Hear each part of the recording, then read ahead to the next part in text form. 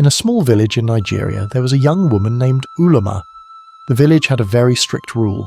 If a girl got pregnant before getting married, she would be given to the village god as a sacrifice. This was a scary thing for all the young women in the village. Uloma was a beautiful and kind girl, but lately people noticed that her tummy was getting bigger. The villagers started to whisper and point at her. They thought she might be pregnant even though she wasn't married. "Look at Uloma," one old woman said. "Her belly is growing. Could she be carrying a child?" "But who is the father?" another villager asked. "She isn't married." Uloma heard these whispers and became very afraid. She knew she wasn't pregnant, but her stomach kept getting bigger and bigger. She didn't know why this was happening to her. One day, the village chief called for a meeting. He pointed at Uloma and said, "We must take her to the shrine of our god. She's broken our sacred law." Uloma's parents cried and begged the chief to spare their daughter. "Please," they said, "there must be another way." But the villagers were angry. They thought Uloma had done something very bad. They started to shout, "Take her to the shrine! Take her to the shrine!" Uloma was terrified. She tried to tell everyone that she wasn't really pregnant, but no one would listen to her. As the villagers came to take her away, Uloma's best friend Adanna shouted, "Wait, I know what's really happening to Uloma." Everyone stopped and turned to look at Adanna. Even the angry villagers became quiet, curious about what she might say. "Uloma isn't pregnant," Adanna said bravely. "She's sick.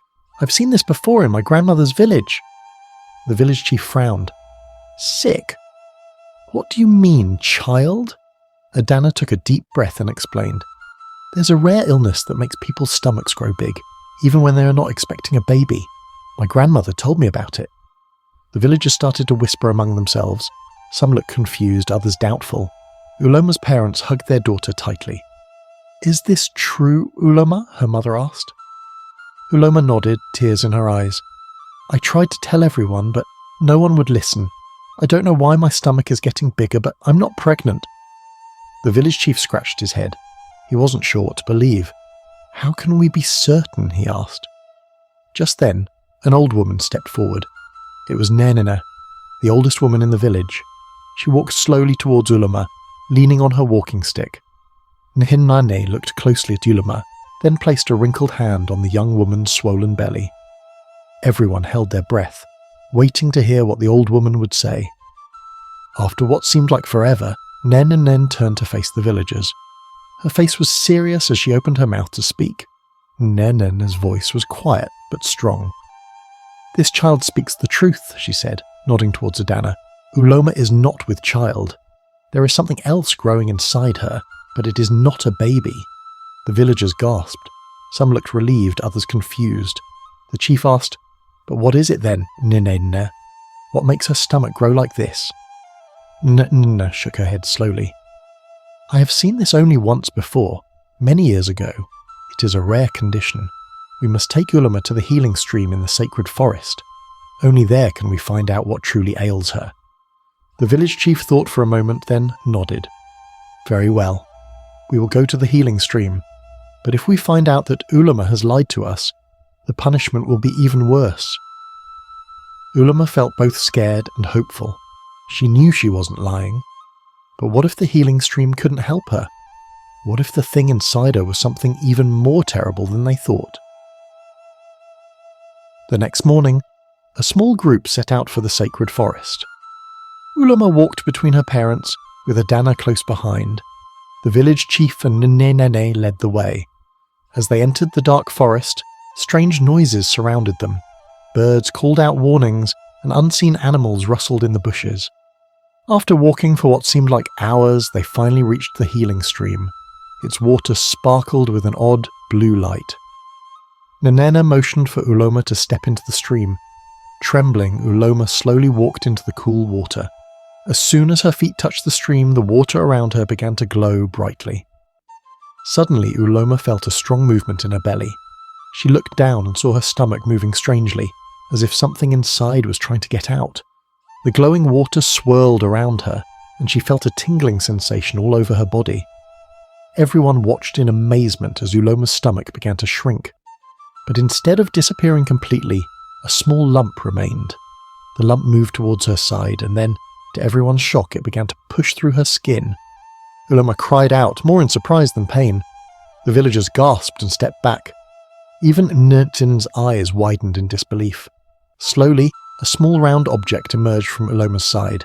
It fell into the glowing water with a soft splash. Nne Nne quickly waded into the stream and picked it up. "What is it?" the chief asked, his voice shaking. Nne Nne held up the object for everyone to see.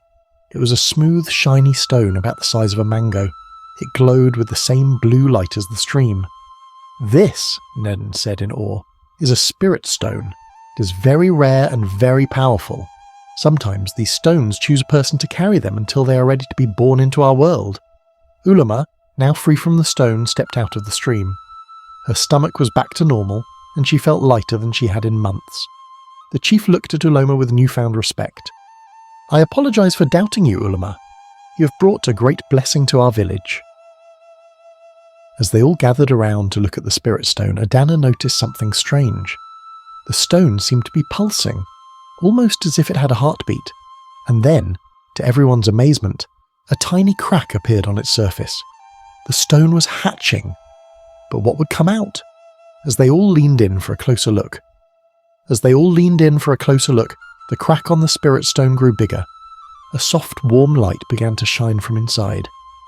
Everyone held their breath, not knowing what to expect. Suddenly, the stone split open with a gentle pop.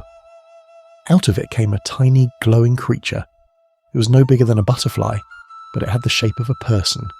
Its body sparkled like stars, and tiny wings fluttered on its back. "A forest spirit," Nne gasped. "I've only heard stories about them. They are very rare and bring great blessings." The little spirit flew up and hovered in front of Uloma's face. It made a soft tinkling sound like tiny bells ringing. Uloma felt a warmth in her heart, as if the spirit was thanking her. The chief bowed his head. "Uloma, you have done our village a great service. The forest spirit will bring us good fortune and protect our lands." But just as everyone started to celebrate, the little spirit suddenly zipped away, flying deeper into the forest. Without thinking, Uloma started to follow it. "Wait!" she called out. "Where are you going?" The others hurried after her, trying to keep up. The spirit led them through twisting paths and under low branches. They ran past trees that seemed to whisper and flowers that glowed in the dark. Finally, they came to a clearing. In the middle stood an ancient tree, its trunk wider than 10 people holding hands. The spirit flew straight into a hole in the tree's bark.